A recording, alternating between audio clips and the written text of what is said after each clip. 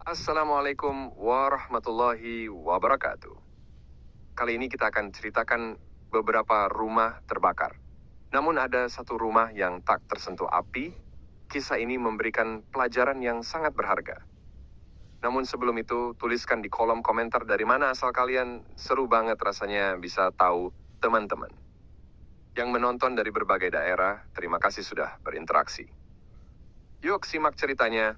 Di sebuah desa kecil yang dikelilingi oleh hamparan sawah yang hijau, hiduplah seorang nenek bernama Mak Salma. Ia tinggal sendiri di rumah sederhana yang sudah lama berdiri di ujung gang kecil.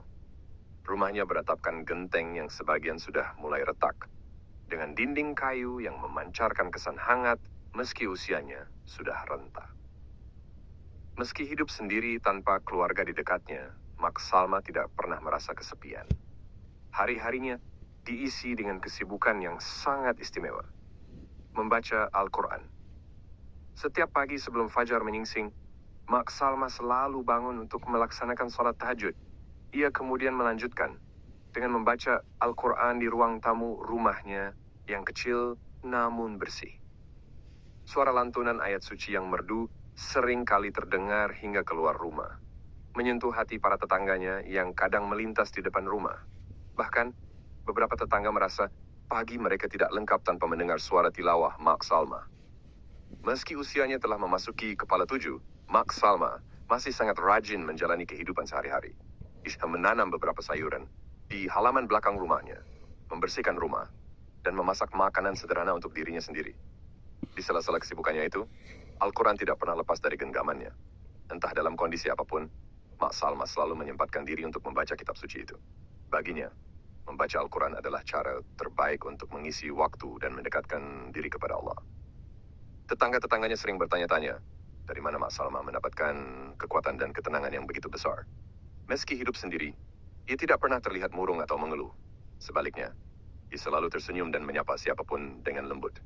Kehidupan Mak Salma yang sederhana, namun penuh makna sering menjadi inspirasi bagi para tetangganya. Namun, mereka belum sepenuhnya memahami kekuatan yang tersembunyi di balik kebiasaan Mak Salma. Suatu pagi yang cerah, seperti biasanya, Mak Salma bangun lebih awal untuk sholat dan tilawah. Setelah itu, ia bersiap-siap pergi ke pasar untuk membeli lauk pauk. Ia mengenakan kerudung panjang yang sudah sering ia pakai bertahun-tahun. Dengan langkah perlahan namun mantap, ia berjalan menuju pasar yang terletak tidak jauh dari rumahnya. Saat Mak Salma berjalan, ia membawa keranjang rotan yang biasa ia gunakan untuk belanja. Senyum ramahnya selalu menyapa orang-orang yang ia temui di jalan. Sementara itu, di sebelah rumah Mak Salma, ada sebuah rumah lain yang dihuni oleh keluarga Pak Hasan. Rumah ini lebih besar dan modern dibandingkan rumah Mak Salma. Namun, pagi itu tanpa ada yang menduga, sebuah peristiwa tak terduga terjadi. Ada percikan api kecil yang muncul dari kabel listrik di ruang tamu rumah Pak Hasan. Dalam hitungan menit, api itu mulai menjalar ke furniture dan menyebar dengan cepat. Rumah Pak Hasan mulai terbakar. Warga sekitar yang melihat asap tebal segera berlarian untuk membantu. Mereka membawa ember-ember air dan berusaha sekuat tenaga memadamkan api yang semakin besar. Namun, karena angin yang cukup kencang pagi itu, api justru merembet ke rumah-rumah lain di sekitarnya. Suasana menjadi panik. Teriakan dan kepanikan memenuhi udara. Sementara warga bekerja keras untuk mengendalikan si jago merah. Namun di tengah kekacauan itu, ada satu hal yang membuat semua orang tercengang. Rumah Mak Salma, yang berdiri tepat di sebelah rumah Pak Hasan, sama sekali tidak tersentuh oleh api. Meski kobaran api mengamuk dengan hebat dan rumah-rumah lain di sekitarnya terbakar, rumah kecil Mak Salma tetap berdiri kokoh tanpa satupun tanda kebakaran. Warga mulai bertanya-tanya, apa yang membuat rumah Mak Salma tetap selamat dari amukan api? Sementara itu, Mak Salma sendiri masih berada di pasar, sama sekali tidak menyadari apa yang sedang terjadi di desanya. Ketika api masih berkobar, dan warga sibuk memadamkan si jago merah, Mak Salma tengah sibuk memilih ikan segar di pasar. Ia tidak menyadari sedikit pun bahwa di kampungnya sedang terjadi bencana besar. Selesai berbelanja, Mak Salma berjalan pulang dengan langkah yang sama, perlahan seperti saat ia pergi. Ia membawa beberapa sayur mayur, ikan segar, dan tempe yang dibungkus daun pisang. Sesekali, ia berhenti di jalan untuk menyapa orang-orang yang dikenalnya.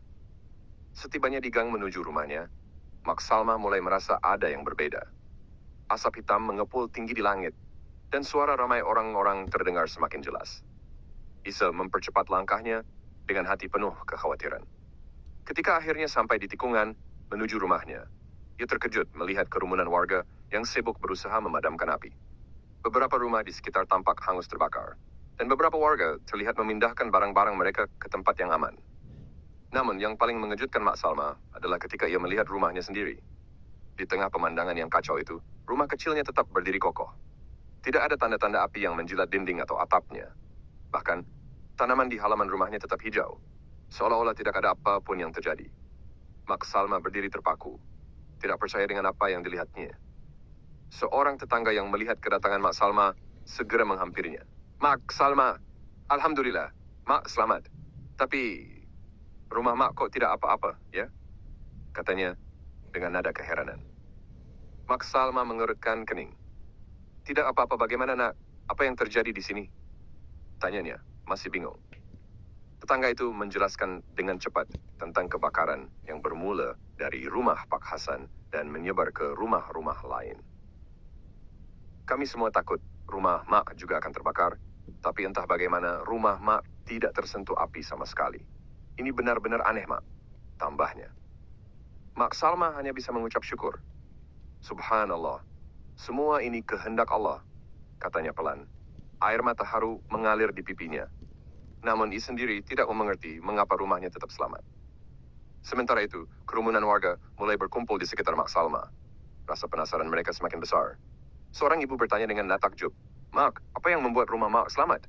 Padahal rumah-rumah lain, termasuk yang jauh dari sumber api, ikut terbakar." Mak Salma menggeleng perlahan. "Saya tidak tahu, nak. Saya hanya menjalani hari-hari saya seperti biasa. Mungkin ini semua karena perlindungan Allah," jawabnya dengan rendah hati. Di tengah kerumunan itu, ada seorang tetangga yang bernama Bu Marni. Dia tinggal tidak jauh dari rumah Mak Salma dan sering memperhatikan kebiasaan nenek tersebut. Dengan suara lantang, Bu Marni berkata, "Saya tahu kenapa rumah Mak Salma tidak terbakar. Ini pasti karena keseharian Mak yang tidak pernah lepas dari membaca Al-Quran." Warga yang mendengar ucapan Bu Marni langsung tertarik. Mereka mendesak Bu Marni untuk menceritakan lebih lanjut. Dengan penuh semangat, Bu Marni menjelaskan, "Setiap pagi sebelum subuh, saya sering mendengar suara Mak Salma membaca Al-Quran. Bahkan saat saya lewat di siang hari, Mak masih suka tilawah. Tidak peduli sedang sibuk atau lelah, Mak selalu menyempatkan diri membaca kitab suci itu." Warga terdiam, mendengarkan dengan seksama. Banyak di antara mereka yang mulai merasa takjub. Salah seorang bapak berkata, "Mungkin benar, ya. Karena kedekatan Mak Salma dengan Al-Quran, Allah melindungi rumahnya dari bencana ini." Mak Salma yang mendengar perbincangan itu merasa tersipu. Ia tidak pernah bermaksud memamerkan kebiasaannya membaca Al-Quran. Baginya, itu adalah kebutuhan spiritual yang membuat hatinya tenang. Namun ia tidak dapat menyangkal bahwa perlindungan Allah yang baru saja ia saksikan adalah sesuatu yang luar biasa.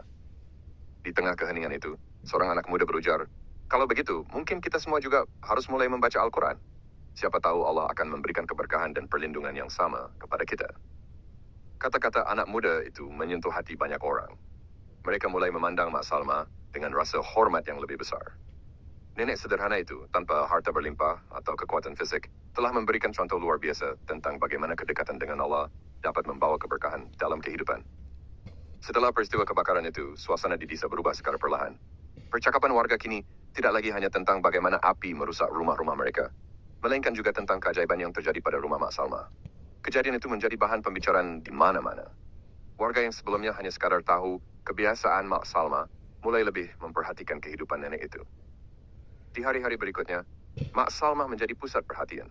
Banyak warga yang mendatanginya, bukan hanya untuk melihat rumahnya yang tetap utuh, tetapi juga untuk berbincang dan mendengar ceritanya. Meski sedikit canggung, Mak Salma dengan sabar menjawab setiap pertanyaan yang diajukan kepadanya. Salah satu pertanyaan yang paling sering diajukan adalah, "Mak, bagaimana caranya bisa istiqomah membaca Al-Quran seperti Mak?" Mak Salma menjawab dengan sederhana, "Nak, membaca Al-Quran itu seperti makanan untuk hati. Kalau kita lapar, kita cari makanan untuk tubuh, bukan? Nah, membaca Al-Quran itu seperti mengisi hati kita dengan makanan rohani. Kalau hati kita kenyang, insya Allah kita tenang. Saya tidak pernah berpikir ini sulit, karena saya merasa lebih bahagia saat melakukannya." Penjelasan sederhana itu membuat banyak warga terdiam dan merenung. Mereka menyadari bahwa selama ini mereka terlalu sibuk dengan urusan duniawi, hingga melupakan kebutuhan spiritual mereka. Kisah Mak Salma menggerakkan hati mereka untuk memulai perubahan. Sebagai langkah awal, beberapa warga mulai mencoba membaca Al-Quran setelah salat maghrib. Meski awalnya hanya beberapa orang, jumlahnya perlahan bertambah. Banyak di antara mereka yang merasa lebih damai setelah melakukannya. Mereka berbagi cerita tentang bagaimana hati mereka menjadi lebih tenang dan pikiran lebih jernih setelah meluangkan waktu untuk membaca Al-Quran meski hanya beberapa ayat. Tidak hanya itu, anak-anak muda desa pun tergerak untuk belajar membaca Al-Quran dengan lebih baik. Mereka sering berkumpul di masjid setelah maghrib dan meminta bimbingan dari imam masjid atau orang yang lebih paham. Suasana di masjid yang tadinya sepi perlahan berubah menjadi ramai oleh suara tilawah anak-anak dan remaja. Keberadaan Mak Salmah yang semakin dihormati tidak membuatnya berubah. Ia tetap menjalani hari-harinya seperti biasa, tanpa rasa sombong atau merasa lebih dari yang lain. Ketika beberapa warga datang ke rumahnya untuk bertanya lebih jauh, Mak Salmah malah memanfaatkan momen itu untuk mengajak mereka duduk bersama membaca Al-Quran. Saya bukan siapa-siapa, ujar Mak Salmah dengan rendah hati kepada sekelompok ibu-ibu yang datang berkunjung. Tapi jika kita sama-sama membaca dan memahami Al-Quran, insya Allah kita akan lebih dekat kepada Allah. Ajakan itu disambut dengan antusias. Bahkan, ada beberapa ibu yang meminta izin untuk membawa anak-anak mereka agar bisa ikut belajar.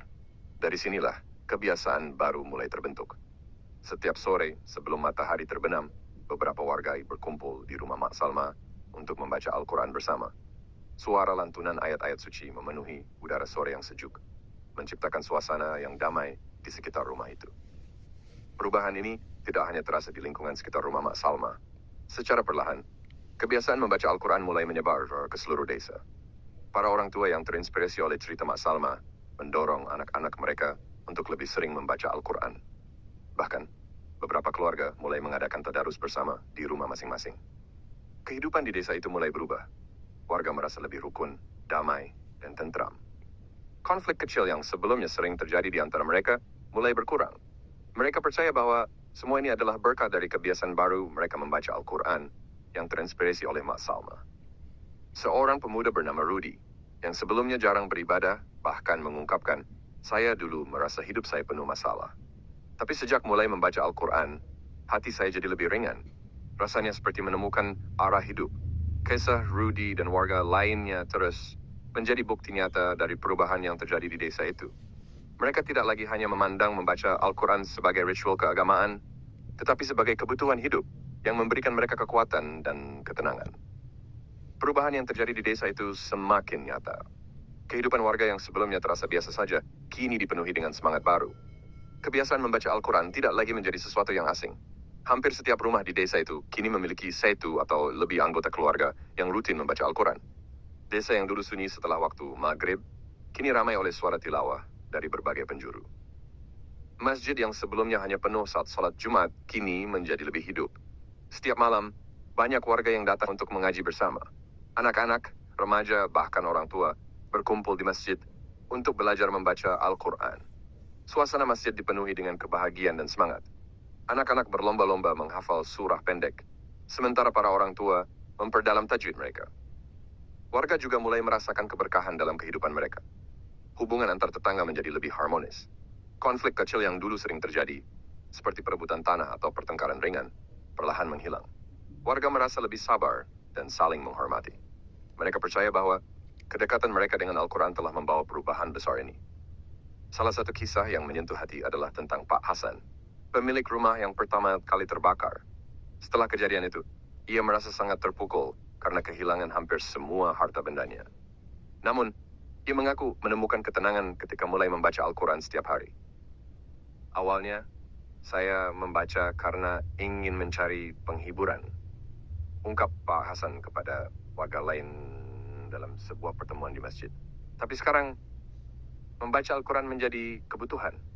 Saya merasa hati saya lebih tenang, dan saya bisa menerima apapun yang terjadi sebagai kehendak Allah. Kisah Pak Hasan menjadi inspirasi bagi banyak warga. Mereka melihat bahwa, meski kehilangan harta benda, ia tetap mampu bangkit dengan kekuatan iman. Kehidupan baru yang ia jalani kini lebih sederhana, tetapi penuh kebahagiaan. Selain kehidupan pribadi warga yang berubah, desa itu juga mulai dikenal oleh desa-desa di sekitarnya. Beberapa orang dari luar desa yang mendengar tentang kebiasaan membaca Al-Quran, warga desa itu datang untuk melihat langsung. Mereka ingin mengetahui rahasia di balik perubahan besar yang terjadi. Tidak jarang mereka ikut serta dalam kegiatan membaca Al-Quran bersama yang diadakan di masjid atau di rumah Mak Salma.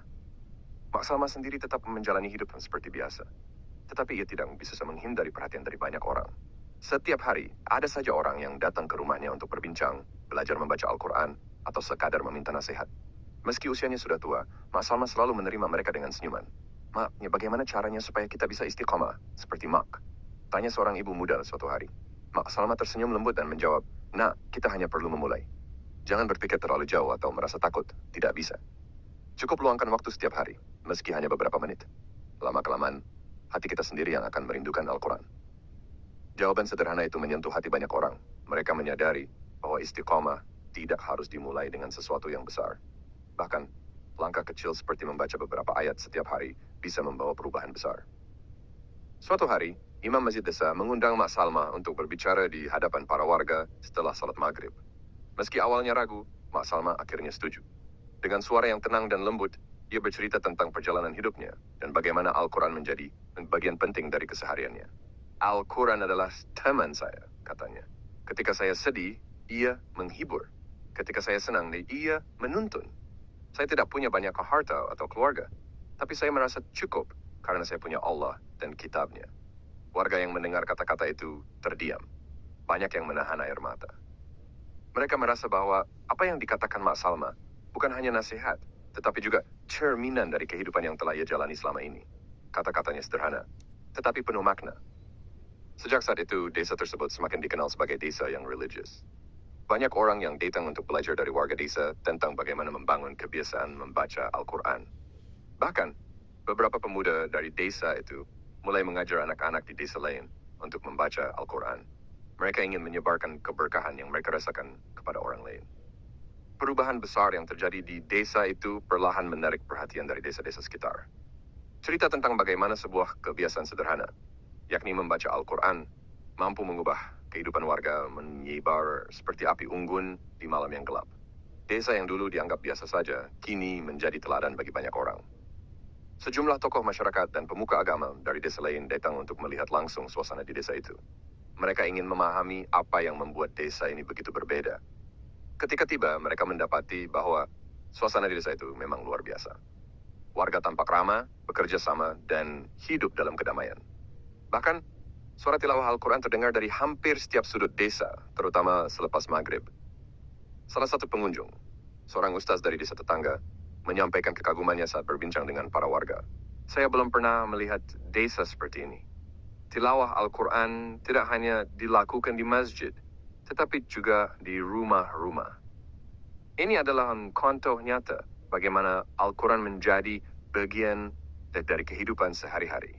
Warga dengan rendah hati menjelaskan bahwa semua ini dimulai dari kebiasaan sederhana yang mereka pelajari dari Mak Salma. Cerita itu semakin menguatkan rasa hormat dan kekaguman banyak orang terhadap nenek yang sederhana, namun penuh hikmah itu. Mak Salma sendiri tidak pernah membayangkan bahwa hidupnya yang sederhana akan menginspirasi begitu banyak orang. Namun, ia selalu menekankan kepada siapapun yang datang menemuinya bahwa semua ini adalah kehendak Allah. Ia tidak pernah mengklaim bahwa dirinya memiliki keistimewaan apapun. Bagi Mak Salma, ia hanyalah seorang hamba yang berusaha menjalani hidup sesuai ajaran Allah.